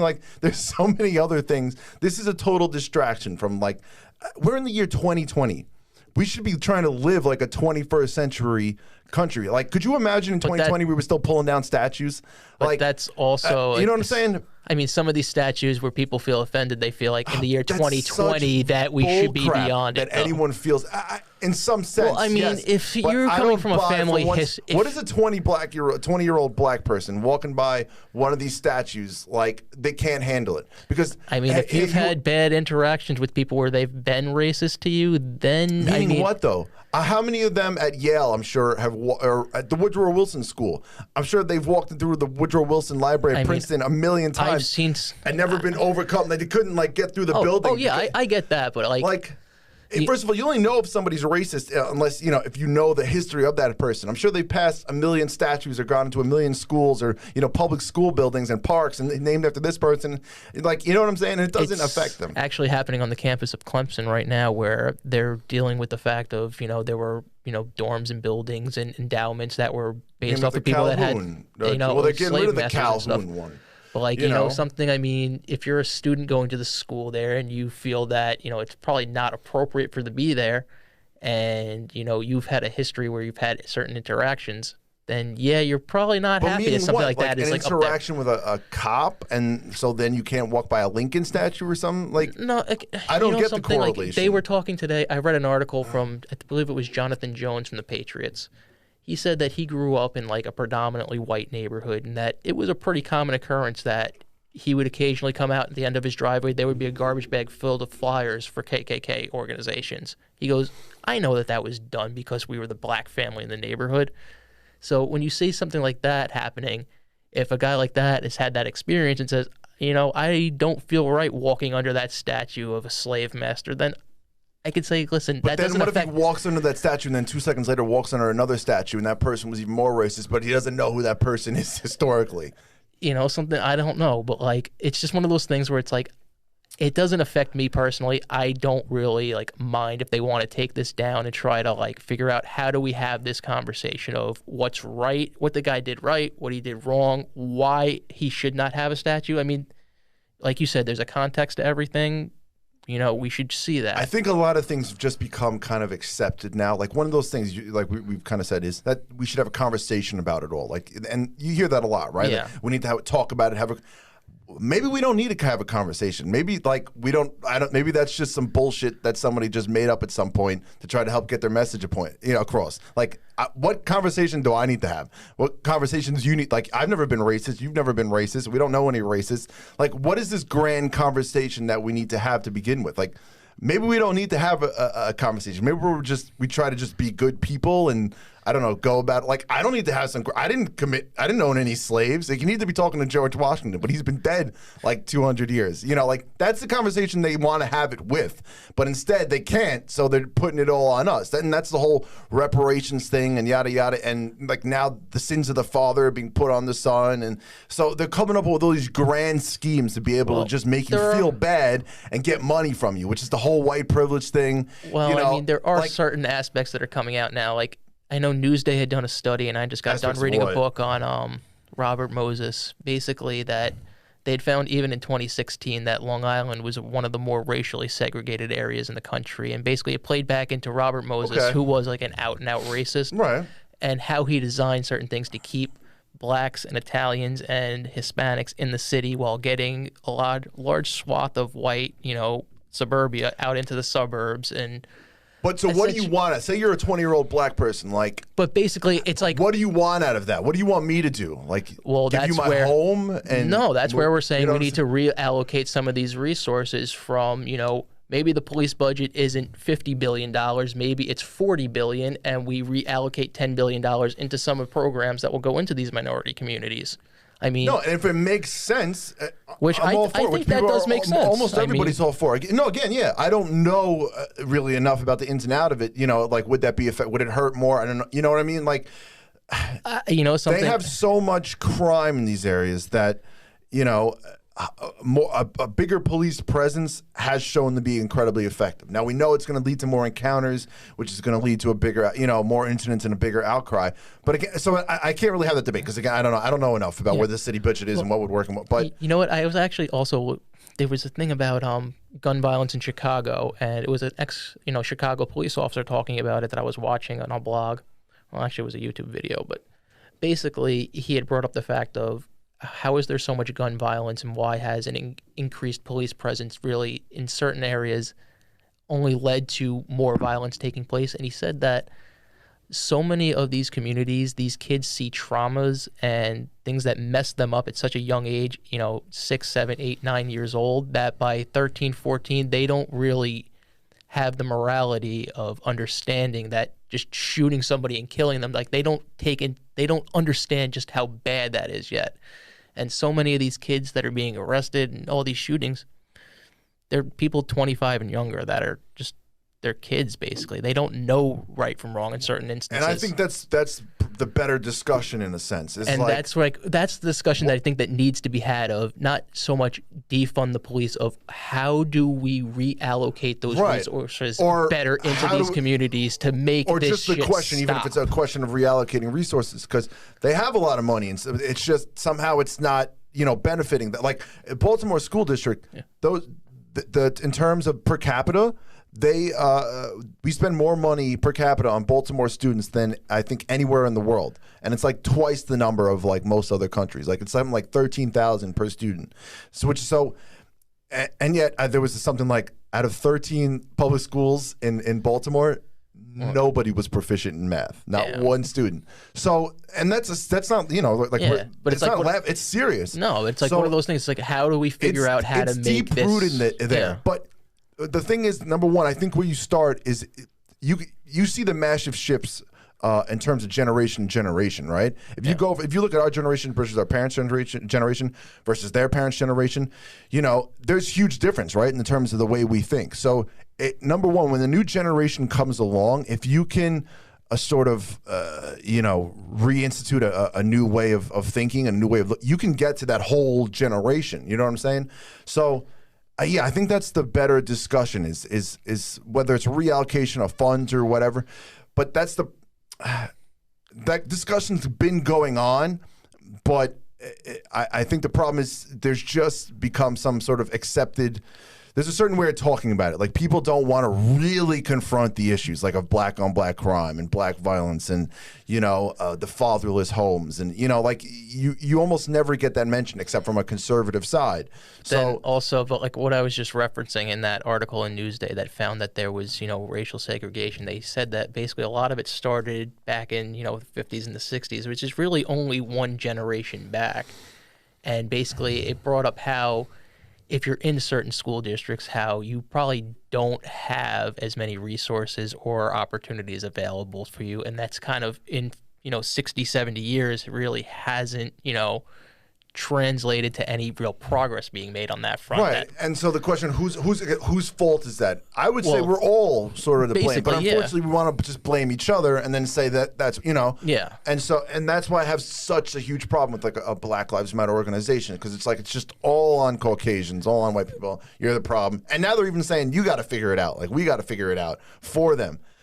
It's just a ridiculous way of going about it, right? I mean, again, I come to the belief that if we all do well, right, then we all do well. Like, if you know, but back to your point, does anybody want to go live in a black neighborhood? Does anybody feel safe walking through a black neighborhood? Well, that's what they're trying to change, because they think that in a lot of situations, I mean, the resources haven't been allocated to allow these people to really get out and flourish and make more money like they should. I mean, there's been studies that have been out the last 2 weeks. There's been articles in the last 2 weeks that basically police, said, right? Essentially, do they get better? Like, you know, like our social. I guess, how do you deal with that initial problem? Like, I think you need to bring in more authority initially. And I'd say you need to even spend more money instead of just taking away from the police budget. I say you spend more on the police budget and more on the social workers and whomever, and they got to work together in tandem and figure. Because that would be like that. Imagine pulling back on the police; those criminals they're going to flood the zone. And actually, to your point, I think some police chief said it, that what happened was a few decades ago, which is they killed a lot of the ringleaders in these gangs, and they left like a power vacuum. And so what happened was the lower level criminals kind of flooded the market in these areas, and that's why you see a rise in shootings and yada. But I don't think you can have that initial pullback of police and then say more social workers is going to fix it. I think they both got to come together, work in tandem, phase out and police. then phase out, not police, but like phase. Like you've got to establish order in there first and foremost. You know, like you can't help the poor black girl who wants to go to school when she's got 3 gang members on her block that won't let her. You know what I'm saying? Like, you've got to establish order in there. In number one, and that's the problem in Chicago is all the cops basically pulled out because they're just like what they did initially was they flooded the zone, and that's how they brought down the crime. But then over time, whatever Democrat, whoever you want to blame. They just pulled out basically entirely, and now, of course, just shootings are just through the roof, and no one wants to go there. You know what I'm saying? So, everybody's got to work together. I mean, it goes back to what I said at the beginning is respect. Like, if there isn't that baseline for everybody, and it's got to apply to everybody, like the mask thing. If you're only applying it to the whites, and then now whites, like, I don't want to offend them. I don't want to be too. That's also the other end of the spectrum where it's like there does need to be respect, where it's like we see these videos of like police officers, really kind of just going above and beyond to kind of fuck with black people. Not just the videos of black people being killed by police. I mean, you can go to YouTube and find any freaking dozens, hundreds, thousands of videos of this. And I don't even know if the cops are just racist or just fucking angry, fucked up people that just do bad shit. But I mean, sometimes you see these videos Quite the and analysis. It's like, no, but like literally you see some of these videos and you go, like you said, right from wrong, and you go, okay, like that's just not how you should be treating somebody. So when you say there needs to be a baseline of respect, it kind of goes both ways. Well, that's what I mean, though. I am applying it to everybody, and that's what I'm saying. Like we're unfortunately each side is just too scared to fully apply it. Like, yeah. And again, the larger conversation we should be having is I saw an article the other day about how some Black Americans are leaving. They're going to other former Black countries, or Trinidad and Tobago, or even Germany and some other places, and hey, that's fine. You got to do what you got to do. But I think that's the conversation is because blacks say they don't feel welcome in the America and the American dream, that they don't, they don't aspire to it in the same way. And so I think we got to start there. That's the first question. Do they want to be American still? Do they really want this? Which then means, well, if we're gonna say in general, I mean, we can't just say every single black person feels that way. I mean, I think a majority of them are really looking at, I like to be an American, but I don't feel that I have some of the same freedoms and privileges. Well, no, that's that what I other mean. people No, have. well, that is what I mean. I don't mean but I think a lot. Well, we have to be would you very say careful in the way we phrase things. Huh? We have to be very careful No, in I the don't way think we I said phrase anything things. wrong. No, but yeah. The larger, what you hear a lot is they just don't feel like they're accepted, right? In the American dream, and they don't, Okay. like. So what I'm saying, the way we need to, that's kind of the first question I think we need to ask them is like, do you really want this? Do you want to be a part of? No, I think you'd be surprised by their answers. Because again, to that article, a lot of them would just say, like, they're, some of them, this woman, she went to Trinidad and Tobago, and she's like, holy crap, there's a lot of black, rich people over here. I had no idea. You know what I'm saying? Like, she's like, and, I feel somewhat guilty because I liked America, but I didn't feel like I was accepted there. I didn't feel like I got to participate in the American. That's also like, that's one case. I mean, you can't just generalize 13% of the population off of like one story like that. But I mean, or for one article, I mean, just say like, oh, I read an article, so that means that basically all these black people in America are saying, I don't want to be an American. I mean, well, I'm not saying they're all saying they don't want to be an American. But if you listen to Black Lives Matter, if you listen to or any sensible black person that speaks on the current events, right? I mean, I haven't heard them say, issues. I don't want to be an American. I haven't heard that. What I'm saying is I think if you really listen to them, and again, I know it's just one article, but there were multiple people, but it's something I've been hearing over time. I'm just saying, I think that's where you got to start. Like, do they really want, and what I mean by not just be an American and live here, but like, it goes back to tearing down the statues. You know what I'm saying? Like, there has to be a broadly like understood acceptance of history, good and bad. You know what I'm saying? Yeah. Like, you have to accept that the founding fathers were who they were. Like, you can't change them. Like, okay, if you want to put Harriet Tubman on a $20 bill, like, we can talk about that. But you know what I'm saying? Like, there's in the state that we're in, and with the revisionist history and the trying to whitewash it and get rid of every white man and every white, and with, of course, the rise of Black Lives Matter and all their complaints and their grievances. And, that's what I'm saying. I think you actually need to start there. Like, in a sense, ask them, like, is this really what you want? Because if they are really frustrated, if they do, if they don't believe that we're being fair, that the justice system treats them fairly, that they're able to participate, like you said, they're segregated housing, I mean, I haven't gotten the sense that they don't want to be an American. It's that they want to have America work better for them is what I'm But I don't just mean live here. This. I mean, like, what I mean is, if you in the schools nowadays, they're not being taught that the founding fathers were good people, that they created America. Like, they're teaching about like Harriet Tubman and Rosa Parks, like, almost over Abraham Lincoln. You know what I'm saying? Like, I mean, no, but you have to understand what. I mean, when I went to school, I mean, we learned about them all. Well, no, but that was 20 years ago. It's changed so rapidly. What I'm saying is, everyone's got to be taught the same thing. Like, you can't. Like, again, you're Jewish. I'm Irish and Italian. If we went back 100, 150 years ago, I would assume I would not have been liked here, right? Right? Probably. But I've never questioned that I accept whatever the American history is. Like, that's why our ancestors came over here. It's because they wanted the American dream, and they embraced it, whatever it is. They understood that, like, the founding fathers, were vastly different people from them. They were white Anglo-Saxon Protestants. They wouldn't have liked Irish people 150 years ago. They probably wouldn't have liked Jewish people. You know what I mean? They probably wouldn't have been crazy about them. But we don't question, like, just, and I understand, like, yes, we're white people, but, 150 years ago, 100 years ago, the divisions between us, between Irish and British, were much deeper than they are today. Like, we've kind of fallen under the same umbrella, at least in America, right? We're all just kind of white, whether you're Polish or Jewish or British. You know what I'm saying, right? So, and you do hear it from black people a lot. Like, hey, my parents didn't come over here willingly. They were brought here as slaves. So that's why I bring up that question. Like, what I mean is in more of a metaphorical sense. Like, do you really want to participate in the American dream? Which then means accepting history as it is written. Doesn't mean like you can't like keep getting rid of Woodrow Wilson's buildings and tearing down statues, and you know what I'm saying? Because it's escalating. This is not as far as it's going to go. You know that. But you know what? Where I interpret it as has happened is that they've said, yeah, you know, you can't just rewrite history that we have been disenfranchised. We have been put at a worse opportunity in life. And these things have had real tangible effects. And essentially, it's gotten to be like a spring. You can only compress things so long before people say, we're supposed to be a part of this American dream.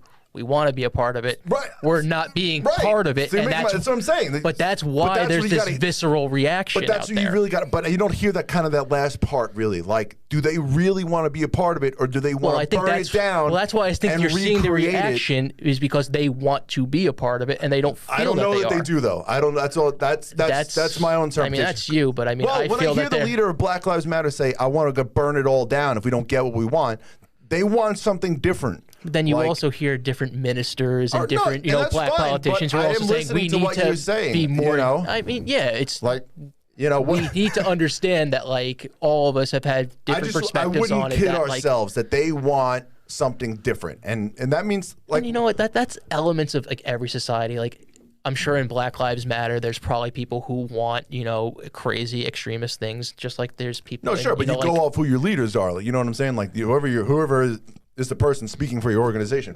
You know what I'm saying? Of course, there's always people with different views and different factions. But at the same time, I mean, there's still, a lot of shit that people do put up with on the other side, where it's like, I mean, how long do we allow, the Confederate flag to fly? I mean, did you see that? And that's a good question. I've never understood that, but again, I'm from a New Yorker, but that's one of those things, like, we're not part of the Confederacy, doesn't exist anymore. There's a very, very good case that, like, to getting rid of that. Yeah. But also, it's one of those things, like, it's happening in Gettysburg right now, where it's like they're not trying to make it about race, where they're like, this is what's happening in Gettysburg?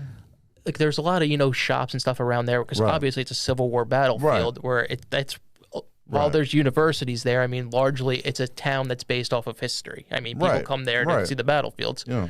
And a lot of these shops will have, some things that have Confederate memorabilia, not to be racist, but because it's part of the history. Sure. And the conversation's being had now of, should we just stop you from selling that stuff? And it's that conversation's being had? Wow, I didn't know that. They're having that. Well, Virginia's gotten crazy. There's a lot of shit going on in Virginia. There's actually a protest in Missouri right now. Some woman actually got into the bed of a pickup and started telling people that she was like a family member of the KKK, but like her family owns a store that literally like produces Confederate memorabilia. I was looking at it this afternoon, and I'm like, there's a protest and a counter protest, and I'm like, we're actually having thousands of people out here fighting over a shop selling a Confederate flag. And that's ridiculous to me. I feel like the majority of America goes, okay, we know what's right and wrong. Right, and that's what I'm saying. We do know right from wrong inherently. So that's why, you know what I'm saying? So that's why a lot of this stuff, there's no excuse for it. It's a lot of just BS, you know? But and like, I would think we all feel that these riots, I mean, there was legitimate peaceful protests, and then there was riots. There was an aspect of it where we all kind of looked, whether white or black, and went, no, that's not fucking right.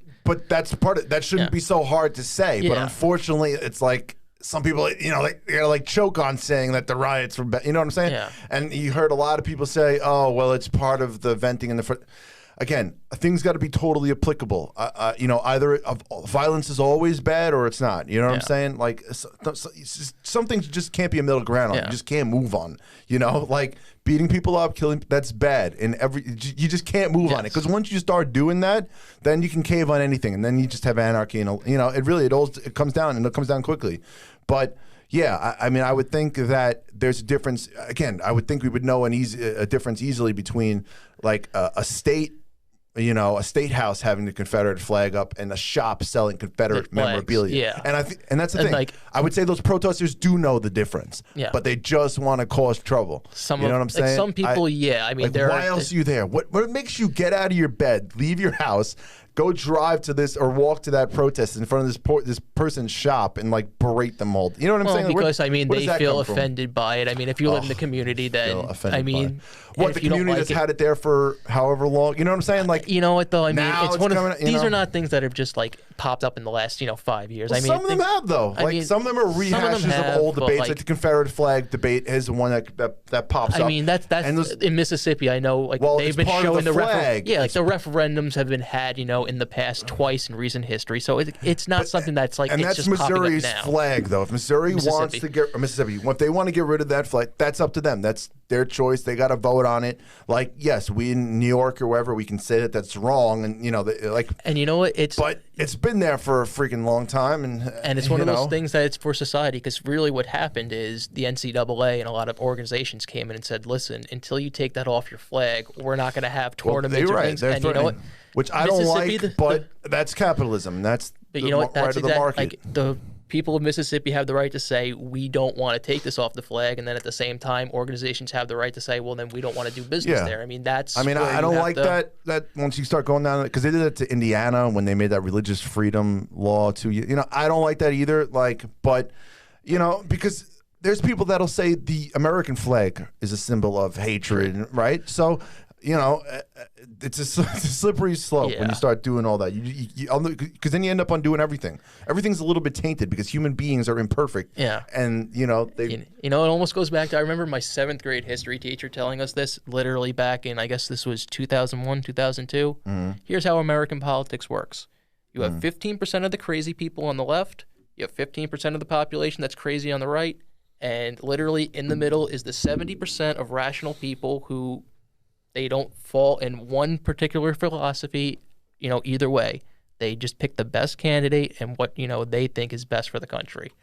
And I think we're starting to really kid ourselves if we think that we can ever convince the 30% of the country that the 15% on the right and the 15% on the left to just come together. There's just people that are nowadays, certainly. I mean, there's just people that are just going to be encamped in their camps. I mean, I think it's gotten wider and gotten worse, and I think unfortunately, and you see the numbers in terms of like people that go to universities, schools, like 90% are like overwhelmingly Democrat, or and now there's a broader population becoming communist or Democratic socialist. I actually had an argument with somebody about the DC statehood debate because 85% of DC is Democrat, and I'm like, I actually don't think they should be brought in as a state in the Constitution. DC is supposed to be. Well, there was a reason that they're supposed to be a federal district, right? So. And that was so that DC could never be touched, exactly. But that's how I feel about. That's because I believe that part of the Constitution. I don't know if I had 85% of Republicans living in there, would I? You can see that's a political issue, but it's Sure. And I could see them becoming a state. I could see them, I could see that happening. Crazier things. They could, but something. They need 60 senators, right? At least. What up? 60 senators, I think, for eventually. Well, eventually. It would have to be, it already passed the House, but McConnell's not going to take that up because, like I said, 85% of D.C. is Democrat. Not going to happen before this election. It's one of those things that it's like adding another, well, D.C. Arkansas is such a funny or place. adding another, You ever been to D.C.? Yeah, it's a funny place. Like when you drive in, it's unfortunately a lot of like poverty and and then you get to the federal state buildings. It's all like just perfectly like clean, just these monuments to government. You know what's weird about DC? There's no skyline because it's a federal district like that. Like there's no buildings. Yeah. It's illegal. It's meant that way. So like because I don't know, can't fly them into build whatever it is. You want to be able to have sight lines or something like that. I was driving back up. I guess it was in October. I was coming back on a road trip from Charlotte to see my brother and came up I-95 as opposed to going through the center of the country. And literally you go through, Arlington, you go through Baltimore, and then you hit D.C. and you're like, there's no skyline. It's just, you can see the Capitol, you can see the Jefferson Memorial, and it's like. Yeah, no, it's just federally mandated. Yeah, you can't have any skyscrapers or any buildings taller than a certain height. But it's like whoever designed the driving grid in D.C., they should be fucking like. You ever been to Gettysburg? Go too? Yeah. You brought that up. I went there a couple years ago. It's one of the greatest places. It's incredible. It's just incredible. It's a freaking just miles of open field with just like graveyards on it, essentially, with mausoleums, like statues pop. It's just, but it was like it had this mysticism almost to it, like the fog that crept in, and it was just incredible. It was incredible. And to that, I think there's only 13 Confederate statues in all of Gettysburg. I think and so. about 1,500 Union monuments. And the reason for that, the Union won, and then of course they're like, all right, we'll let you have one statue for each one of the slave states that fought for the Confederacy, and then we're just.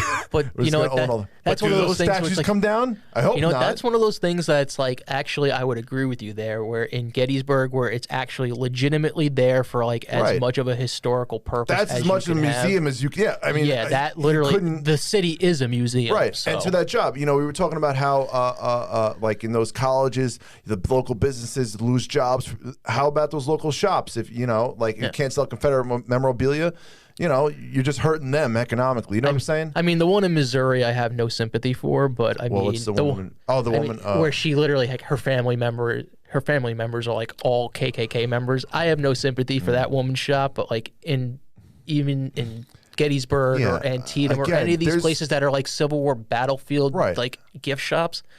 And you got to be able to separate history from, like, what, like, memorabilia is. Yes, that is one. You know what I mean? Like comedy, like a Civil War battlefield is an area where it's like you have to go into it, understanding that there's going to be a context. Right, so. exactly. But don't kid. That's what I'm saying. But don't kid. There are people, unfortunately, that just want to get rid of all of it and just don't care. And they're getting more. That's what worries me. They're getting more power. They're out there and they're getting their ways. You know what I'm saying? Like they're. I would hope nobody ever touches a Gettysburg, but I don't know at this point. Like, you know what I'm saying? If you can take down George Washington's statue, or take down even a Lincoln statue, I don't think they're racist. I don't think they've taken down anything Washington or Lincoln though yet. No, they have. They've taken down George Washington statue in not San Francisco, San Diego.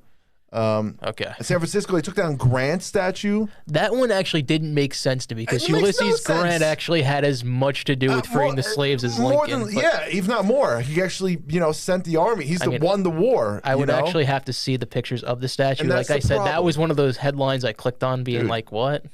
But also, again, to that baseline that it needs to be applicable to everybody. Nobody has the right to just go take down a statue of anybody. No, this mob violence is insane. Again, we live in the 20... I agree with that like nobody should be able to just go out there and topple these statues, but if somebody wants to start the debate legitimately of I think this should be taken down. Live in America, freedom of speech. Go ahead, start that. Knock yourself out. And just like they took down Calhoun in Charleston. I mean, they had the decision to we had a discussion that we don't feel this is appropriate. It should be taken down. It got taken down. But they've taken down a lot, you know what I mean? Like former owners of teams. Like now they're going after anybody that's ever like said a thing. You know what I'm saying?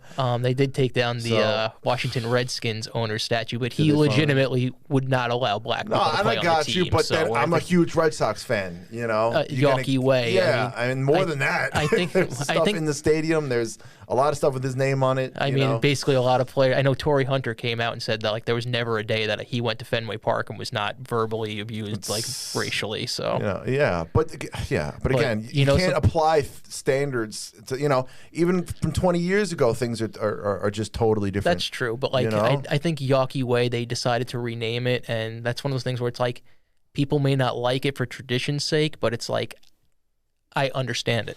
Again, but what are you doing? Okay, so you name it to some perfect angel who's never said a bad. Like, do you name it to another person's name? It's one of those things. They name it Red Sox Way. I mean, it doesn't affect me. But that's what I mean, and I get it, and I'm the same way. It doesn't personally directly, but it affects me a little more because I am a Red Sox fan and I like history. And you're right. It doesn't affect you either way, but so I can't make a great argument against doing it. Neither can somebody make a great argument for doing it. But it's like, I mean, I guess at the end of the day, it's like if something's privately owned, you got personal ownership of it, then it's yours to do with it, what you want. But it's just like the NCAA in Mississippi, where it's like if the outside factors want to say you can do that, but here are the consequences of it. That's like, and again, you have to agree with that. I don't like it because it's wrong for like other states to be bullying. You know what I mean? Like, I don't know. You don't live there.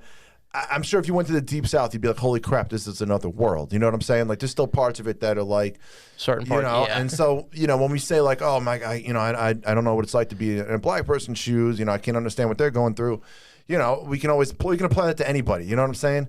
But I don't agree with that. Either. You know what I'm saying? Like, just because I live in New York, at the same time we're still all Americans. We live, in the same country. So. that there's certain areas that have certain there's some political things that there's going to be a constant debate to certain things because that's life, right? There's gray areas, but we always have to talk, and that's why it always it's like kind of the theme of our day, which is a civility, a certain level of respect that always has to be there. You can hate somebody, disagree with them totally, but if you don't have the communication lines open, constantly, and things apply to everyone the same way, you know what I'm saying? Then it's over. You know what I'm saying? So I gotta stop saying, you know what I'm saying? Gosh, it's a force of habit sometimes. Yeah, but there was an article in Market Watch about we'll wrap this up real quick. That basically there were two professors in 1993 that came out with a forecasting model that ballpark year 2020 there was going to be some type of crisis, and basically what they based it on historically was every 80 years or so there's some type of crisis that largely reorients how society really goes politically. Essentially 80 years after the Constitution was brought in, you had the Civil War take place, and after the Civil War, for about 20 years, you had basically Democrats frozen out of power, and then basically 80 years after that, you had FDR come in, or you had the Great Great Depression come in, and FDR came into office. Basically, after that, you went through a 25-year stretch between him and Truman, where the Republicans were out of power, and the point of the article was you could get into a scenario where the Republicans, the backlash against them from this election could wind up reorienting the country where you could face, 12 years of just straight Democratic presidency. I don't doubt that. I mean, and that's kind of like Electoral College, it would have been much worse. Yeah, you never have a Republican again. That's kind of like the theme off of today of like trying to have these, discussions and where do we be, how are we civility-wise? I literally can't talk today. All right. But basically, it's kind of like we have to learn to agree to get along, and that basically things we will get better. Respect is the word of the day. Yes. All right. On that note, thank you. Thank you very much.